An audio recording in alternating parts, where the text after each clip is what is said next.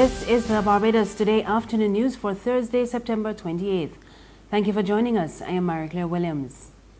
A flood warning has been issued for Barbados due to the current inclement weather.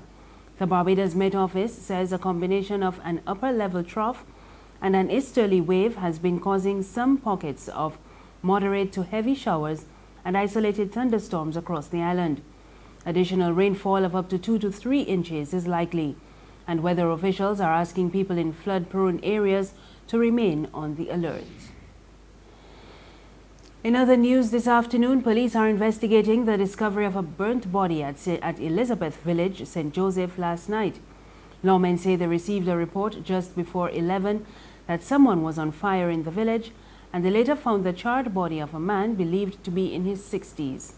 Police are asking anyone with information that can assist with their investigations to contact the District F Police Station at 433-2320, the police emergency number 211, Crime Stoppers at 1-800-8477, or the nearest police station.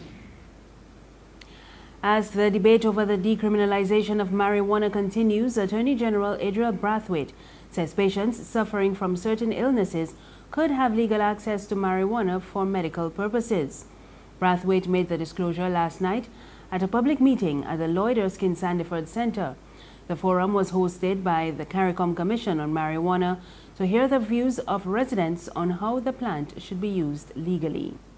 There are opportunities under our legislation that in fact that if there's some derivative of the marijuana plant that you can show that has medicinal properties that addresses whatever ailment that you have, there's an opportunity for us under a present legal regime for you to write to the head of the drug service, explain to her or get your doctor to provide the prescription, and we will source the capsule or the oil or whatever it is that you want. And in other words, what I'm saying to you is that as a country, we have not closed our minds to the medicinal properties to be derived from the marijuana plant. Meanwhile, entertainer Adonijah criticized what he said is the unfair practice of people being arrested for smoking marijuana at their homes. He also criticized Brathwaite for leaving the meeting early.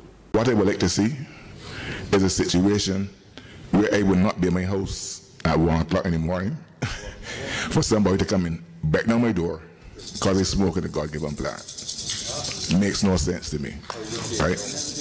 I want to say that there's something, leave out all the other arguments. There's something fundamentally nonsensical about a situation where you can be at home, in your house, harming no one, and somebody has the right to come and carry you away because you're using a plant. That is madness. State-sponsored madness. And as far as I'm concerned, state-sponsored terrorism. And I am calling on this government. I am so disappointed that the Attorney General found it possible to leave this evening. Some people say he ran away. To me, it is disrespect not only to the Rastafari community that has been trying to confer with him for years, but for everybody. This is a national issue. And as the chief law officer in this country, he needs to be here and not depend on anybody to bring back no stories to him. Opposition leader Mia Motley says the latest downgrade by Standard & Poor's does not inspire confidence in local or foreign investors. Motley says the downgrade from CCC Plus to CCC now places Barbados in the 128th position out of 130 countries, putting the island on par with Venezuela. The business sector is also raising concern over the downgrade, saying it leaves little hope of a revival of the economy anytime soon. And one senior attorney is taking issue with the involvement of the Chief Justice, Sir Marston Gibson, in this week's bail hearing for accused senior police officer John Mark Annell. The attorney is suggesting that the integrity of the local justice system has been compromised. The Queen's Counsel, who requested anonymity on grounds that he has legal matters pending with the CJ, says the matter could have been handled by a duty judge. The 56-year-old senior cop is accused of committing 6 offenses under the Firearms Act, but he was granted $150,000 bail on Monday night, almost 5 hours after he was remanded to prison. There's regional and international news after this short break. Good morning, Phillips & Company, may I help? Oh, certainly. One moment, please. Miss Phillips? Yeah? There's a lady on the line from the Nation newspaper who would like to speak with you. The Nation? Will she go on? Well, they're trying to sell us some ads. Look, don't make me laugh this morning. Ads in the Nation? They're real expensive, and for what here, nobody ain't buying them papers no more. Nobody ain't want to steal news. I hear reading Barbados Today online for free.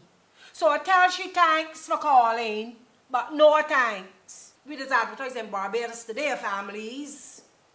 Tell she is Barbados Today all the way. Okay, I'll pass on the message. Ma'am, are you still there? Oh, she put it down. The Barbados Today, news you can trust. Thank you for staying with us. We're back with news from the region. The OECS is making an appeal for life vests and marine vessels to assist with relief efforts in Dominica. It's just over a week since the Category 5 Hurricane Maria struck, and some communities remain cut off from the rest of the island. That brings with it the challenge of ports, little jetties perhaps, and with that would go things such as the need for life vest. I'm raising this because I think the life vest is also something that needs to be added on the list of critical needs. So there are communities, for instance, that are starting to resume some semblance, right, of contact with the rest of the island. And they're doing so by pirogues, by fishing boats, etc. According to the Commissioner of Grenada to the OECS, Dr. Patrick Antoine, Dominica has a large population of centenarians. He revealed that senior citizens have been severely impacted by the hurricane and are in dire need of medication. The insistence of the Director General, I stayed and we mobilized the community and went around and actually got prescriptions for a number of these elderly persons, and the OECS is now putting together a shipment from the OECS pharmaceutical procurement program system, service, to actually cater to their needs. We're going to have to do more and more of this over time so that Dominica really needs our support. And finally, aerial drone video from Puerto Rico shows widespread destruction caused by Hurricane Maria. Federal emergency management authorities have stepped up relief efforts, but many residents say they are frustrated at the prolonged lack of electricity, reliable drinking water, and other essentials.